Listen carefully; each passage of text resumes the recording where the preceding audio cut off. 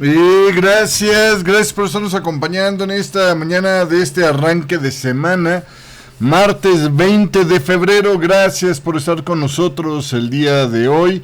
Comenzamos con el análisis macro, porque aunque ya son justamente ahorita las 4 de la mañana, realmente el mercado ha estado muy amarrado y no vemos tampoco mucha posibilidad de que vaya a haber grandes oscilaciones el día de hoy, dado que la agenda macroeconómica, como puede ver, pues está bastante reducida. Prácticamente en toda la sesión europea no tenemos datos para esta mañana del día de hoy, y en general la semana va a ser una semana relativamente lenta, diferente a la semana pasada, donde había, digamos, ciertos fundamentales, pero que mantuvieron, a pesar de esto, un volumen bajo. Esta semana es una semana un poco más como de vamos a masticar lo que pasó. Me parece en términos generales más tranquila, pero de alguna manera creo que podría estar un poquito más suelta en cuanto a rangos. Pero vamos a ir viendo cómo van las cosas. El día de ayer no es una buena referencia porque fue feriado por el Día del Presidente en Estados Unidos, y por eso le subimos nada más ayer un resumencillo, y eso porque pues, se me olvidó que era feriado, entonces me levanté temprano. Pero básicamente el escenario es el mismo, ¿no? Estamos como que tratando de cavilar qué va a pasar con los bancos centrales y las expectativas sobre el tema del movimiento de las tasas, ¿no? Ayer hablábamos, si escuchó el resumen que le hice, había un artículo que hablaba de la fragmentación de los bancos centrales. Ya no están portándose al unísono, sino que cada quien está empezando a tirar ya por donde pues le van los tiros, ¿no?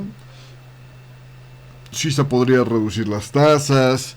Europa también empieza a encontrar datos de inflación más bajos de lo que originalmente estaban esperando, entonces también podría más pronto entrar a lo mejor en la necesidad de reducir las tasas, mientras que Estados Unidos se está sorprendiendo con tasas cada vez más o con datos cada vez más fuertes, sobre todo en el tema del consumo, que podría obligarlos a necesitar mantener la tasa por lo menos en su nivel actual por más tiempo. Entonces todo esto ha estado influyendo en este sentido, ¿no?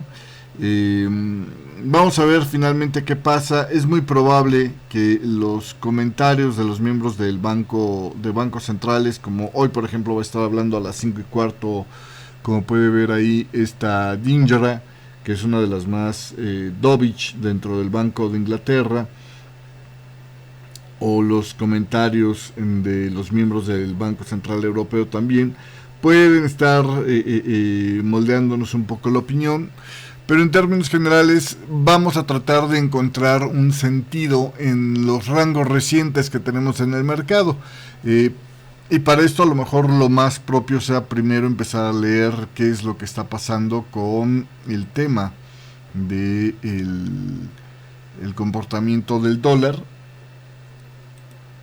Aquí lo tiene usted. ¿Qué pasó? Bueno, seguimos en la tendencia alcista en términos generales, pero puede ser un movimiento de rebote en forma de ensanchamiento. Si se fijan, nunca reversamos el 161,8%, y desde ahí empezamos a volver a buscar una caída. Entonces dependerá de lo que ahorita esta caída se está poniendo a prueba, pero ha reaccionado fuertemente hacia la baja. Le da problemas el mantener el precio por encima de esta zona de resistencias. Entonces dependerá de lo que haga el precio, precisamente. Si logra encontrar otra vez camino hacia el soporte, pues sería el primer objetivo del mercado, ¿no? Regresarse hacia esta zona de mínimos y eventualmente completar el retroceso dentro de este rally, ¿no? Es básicamente una posibilidad. Hablábamos la semana pasada de regresarse hacia esta zona de resistencia. Entonces creo que sigue teniendo cierta preponderancia a tener el dólar hacia la baja, aunque esta mañana, si observa usted el comportamiento de los 7 principales pares de divisas, ahorita le pongo esa imagen, estamos viendo que en los 7 principales pares con respecto al mercado de divisas traemos pues cierto tufito a risk on, porque ha venido a repuntar al arranque de la sesión europea, y un poquito imitando lo que hubo también, me parece que durante alguna parte de la sesión asiática, el australiano y el neozelandés, el dólar australiano y el dólar neozelandés. Datos que vienen de ahí, lo único que hemos tenido es así relevante, digamos, en esta mañana del día de hoy, ha sido el tema de de China y de Australia. El Banco de la Reserva de Australia, en las últimas minutas, en la última actas de la reunión de política monetaria de la primera de este año, consideró aumentar los tipos de interés, dicen, lo que está provocando precisamente esa idea de que a lo mejor habían no calibrado bien sus apuestas los operadores sobre el potencial de por lo menos mantenerse con las tasas duras. Al final de cuentas decidieron mantenerlos sin cambios en el 4.35 porque ya lo habían subido un cuarto de punto anteriormente. Esta decisión dicen que pues de alguna manera fue tomada luego de que sopesaran los riesgos del movimiento de la inflación y decidieron que había bajado la probabilidad de que se estancara la inflación y no regresara al objetivo del 2 al 3% en un plazo razonable. Entonces por eso optaron por dejar las tasas de referencia sin cambios, diciendo que había cierto enfriamiento de la inflación y que había ciertos informes de empleo y gasto de los consumidores que habían mostrado cierta debilidad por encima de lo que estaban calculando que verían, lo cual implica que ya habían castigado lo suficiente la economía como para que esto ya no fuera necesario repetirlo. Pero el puro hecho de que en las actas se contemplara la idea de volver a subir las tasas de interés, o se debatiera la idea de volver a subir las tasas de interés, fue suficiente para que los operadores recalibraran en alguna medida las apuestas. Entonces ese es el único factor que nos está distorsionando a la idea o que nos está generando pero no distorsionando, nos está generando la idea de que puede haber cierto repunte de las monedas frente al dólar, y estos serían los principales precursores. Los demás, la verdad es que están con menos direccionalidad. Hay un punto adicional donde podría haber una necesidad de enfriar las cosas, y es que China sigue cada vez más desesperada por reignitar su economía, y pues el Banco del Pueblo de China volvió, como ayer le adelantaba también, por eso hicimos el reporte, porque había 2 que 3 puntitos clave, a recortar la referencia de las tasas de más largo plazo. Aquí lo curioso es que fue nada más las de largo plazo, que aquí en esta gráfica aparecen en color blanco, son las de 5 años. El prime rate para 5 años bajó ya al 3.95, un recorte que le digo pues de alguna manera era como que esperado. Es el primer recorte de tipos desde junio del año pasado y el mayor desde que se introdujo esta tasa en 2019. Ahí lo puede ver en la gráfica, no había visto un desplazamiento tan grande. La tasa de referencia a un año se mantuvo en el 3.45 sin cambios, es la escala del lado izquierdo la que nos guía por acá. Y sobre este tema, pues la decisión de bajar las tasas en 15 puntos básicos, la de 5 años, responde precisamente a esa necesidad, ¿no?, de tratar de estar aportando un escenario un poco más facilitante para la actividad económica. Ya desde principios del mes el Banco Central liberó 1 billón de yuanes, es decir, 1 millón de millones de yuanes de liquidez en el sistema, recortando el requisito de reserva para los bancos. Esto les permite tener más capacidad de préstamo, y entonces calculan que con esa medida se puede otorgar hasta 1 billón de yuanes adicionales en préstamos. y también reduciendo las tasas de interés sobre los fondos de reasignación destinados a promover préstamos a pequeñas empresas agrícolas y pequeñas empresas en general, lo que pues de alguna manera ya eran otras medidas con el mismo interés, ¿no? Con tratar de echar a andar la economía de China. Por el otro lado, también un par de noticias que vamos a tener el día de hoy, punto 9. Ya llega tal desesperación, digamos, o tal necesidad. Yo creo que es desesperación porque es una decisión poco ortodoxa para los chinos. Salí a preguntarle al mercado, bueno, ¿qué más quieren que hagamos, no? Va a haber una especie como de consultas para ver cómo más se puede reafirmar el mercado. Esto, ojo, que se hace de la mano junto con la intervención de los principales bancos de China para evitar que con esta medida de reducción de tasas se les depreciara aún más el yuan. Algo de presión hubo, pero fue bastante bien contenida, pero dicen que es porque se vio a los bancos de China salir al mercado a vender yuan, a vender dólares y comprar yuanes. Entonces, pues esta es básicamente la situación que se tiene, ¿no? Desde el punto de vista geopolítico, siguen las cosas tensas ahí en el tema de Israel, ¿no? Ya ayer le hablaba en una nota que también compartimos, y es que, insisto, el día de ayer tenía 2 que 3 cositas que estaban interesantes. Hablábamos de la necesidad de estar metiendo ahí a esta... en el tema de Israel, decían, si no hay la liberación de los rehenes, o sea, ya pasan ahora a la parte de, pues te va a caer con todo, mi chavo, si no te pones a soltar a nuestros habitantes, o bueno, a nuestros secuestrados. Me refiero a los israelíes que tomaron el 7 de octubre, los de Hamas. Vamos a atacar Rafah ya, ¿no? O sea, esto es, si para el Ramadán no me has dado ya a mis connacionales, pues chan chan, ¿no? Puede sonar como una medida de presión adicional, a ver si por ahí se destraban las cosas. Sin embargo, la comunidad internacional sigue estando cada vez más firme en el tema y también en el tema de, o sea, de que no se ataque a Rafah, y también en el tema de que tendrían que tener alguna especie como que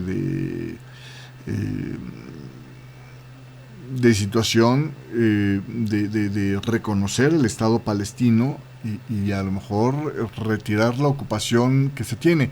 De hecho, hay una propuesta de la ONU que empieza a funcionar hoy, que es que en la Corte Internacional, la misma que dirimió y dijo que pues aunque Israel tendría que cuidar el no matar demasiados civiles, no estaba cometiendo genocidio así a primeras vistas, ¿no? Es un caso que todavía habría que leer más o meditar más, dice la Corte Internacional, pero así de primeras vistas rechaza la idea que sea tan simple de Sudáfrica de están cometiendo genocidio, o lo que dijo Lula da Silva, ¿no?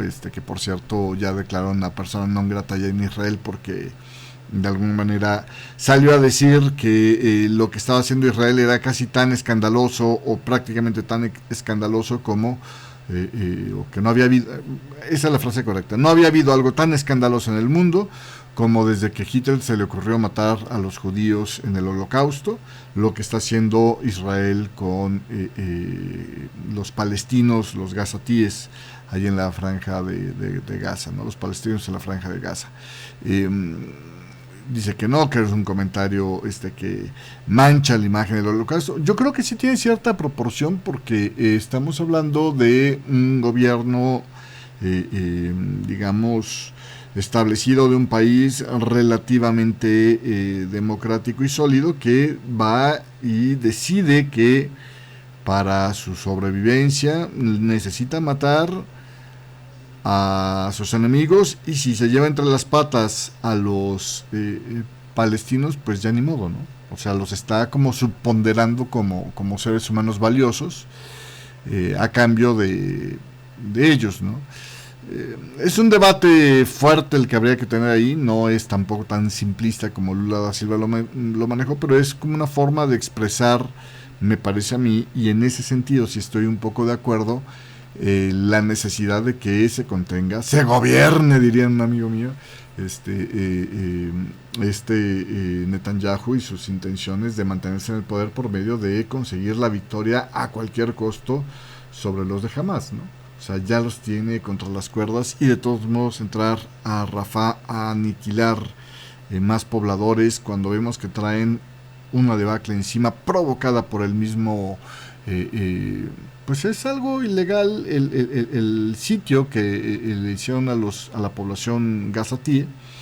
Entonces por eso es que la administración de Biden está presionando más por la ayuda humanitaria, o sea, por hacer que entren recursos para que vivan los gazatíes, y por el otro lado el tema de que se evite más muertes así como así, ¿no?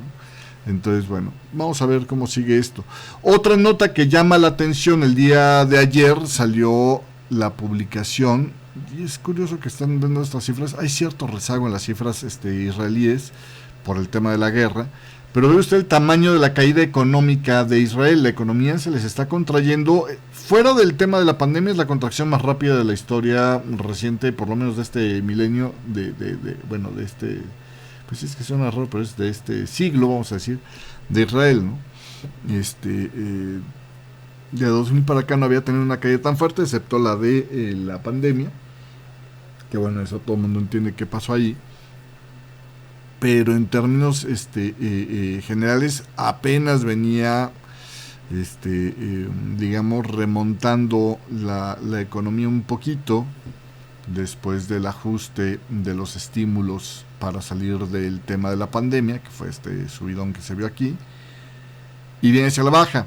¿Qué tan rápido se puede recuperar la economía de Israel una vez que se acabe la guerra? Es un tema interesante de analizar porque, por ejemplo, si tú te vas históricamente, depende, la respuesta primera sería, pues depende de dos factores: de qué tanto se haya afectado su estructura en general con el tema de la guerra, y por el otro lado, qué tanto puede pedir indemnización. Pero aquí el caso de Israel es complejo porque no puede pedir indemnización a los palestinos. O sea, ¿con qué, no?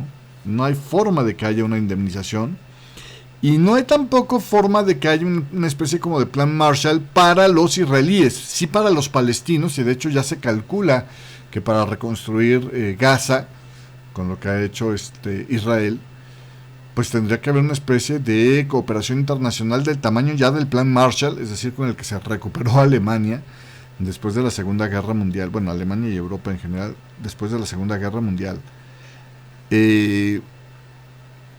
Entonces, no hay una posibilidad de digamos, de que alguien le financie esto a Israel. ¿Por qué es la caída económica si no ha habido una destrucción de infraestructura importante en Israel? Digo, o sea, que hayan quemado algunos kibbutz no es algo para que se caiga la economía casi un 20%.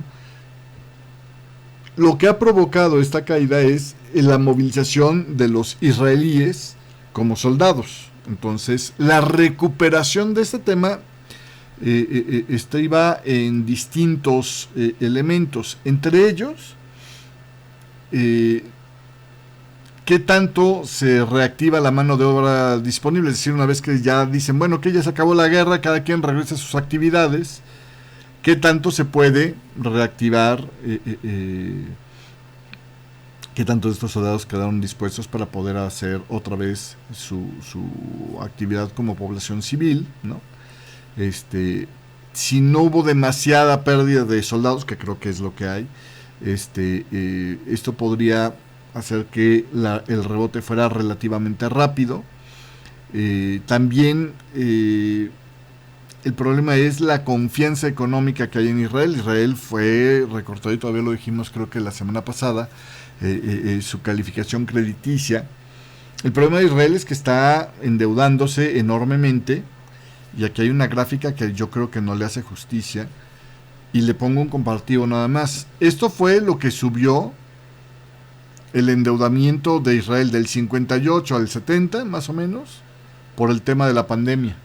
¿Sí me explico? Para hacer frente a los gastos a los costos de la pandemia.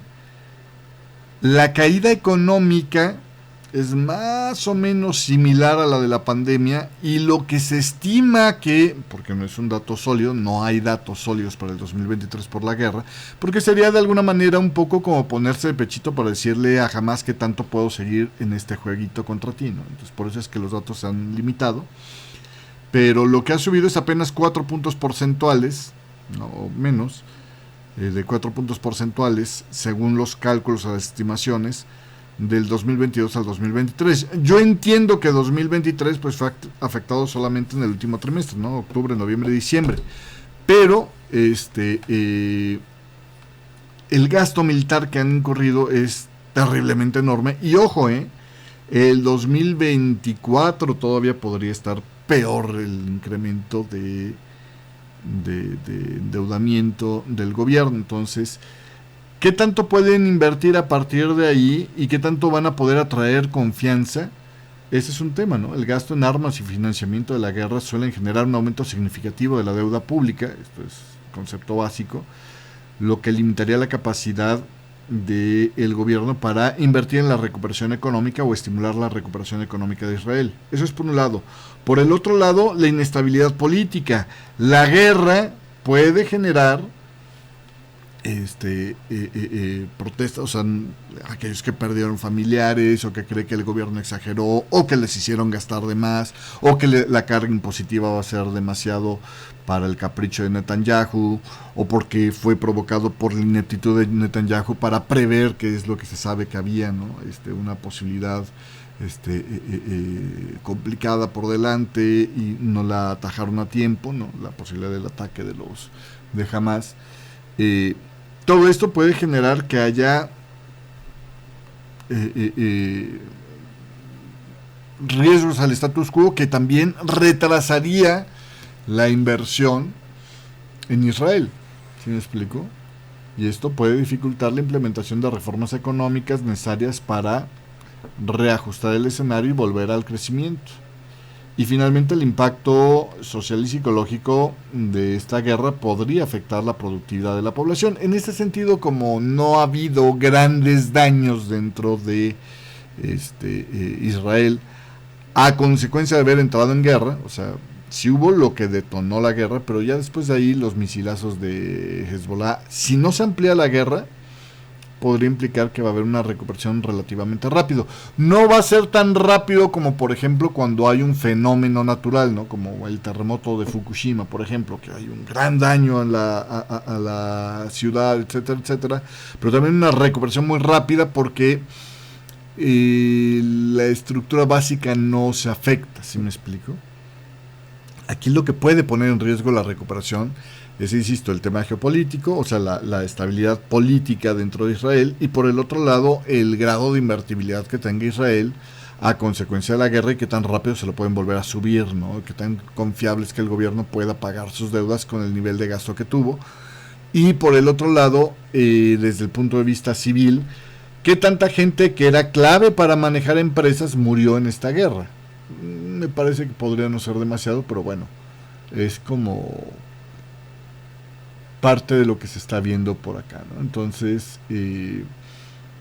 pues hay nada más como un análisis rápido sobre lo que podría venir por delante. Desde el punto de vista del comercio, por ejemplo, en el tema del crudo, los precios del crudo, a pesar de que el dólar está pues todavía intentando un rebote alcista, vamos a decirlo así, los precios del crudo prácticamente, no se han retrocedido, siguen presionando hacia el alza, porque cada vez parece que hay un poquito más de preocupación sobre el tema de los hutíes de Yemen en el Mar Rojo. Ayer hablábamos de un barco de bandera de Belice que prácticamente lo hundieron. De alguna manera esto ha intensificado la sensación de tensión en esta región. La tripulación de este barco llamado Rubimar fue evacuada después del ataque que se dio durante el fin de semana.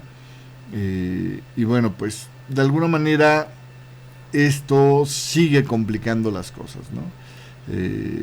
Los operadores esperan la decisión de la OPEP Plus también para ver si se extienden o no los recortes de producción hasta el segundo trimestre.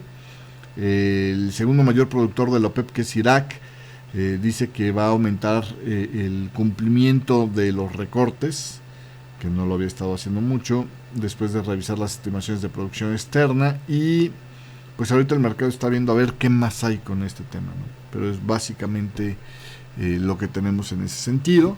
Ya para terminar rápidamente el recorrido de los principales pares, antes de meternos a los análisis de los 7 principales pares de divisas. En el tema del oro, ahí estamos, digamos, en la parte alta del rango reciente, pero creemos que todavía podríamos ver un poquitito más de debilidad antes de que haya un repunte interesante. Técnicamente es lo que tendría que haber. En el tema del cobre, sí ha habido un repunte, lo cual de alguna manera también habla de que la gente está un poquito más entusiasmada con que podría venir alguna fase de recuperación, ¿no? El cobre es un metal que seguimos porque es un proxy de lo que se espera que haya en la actividad industrial.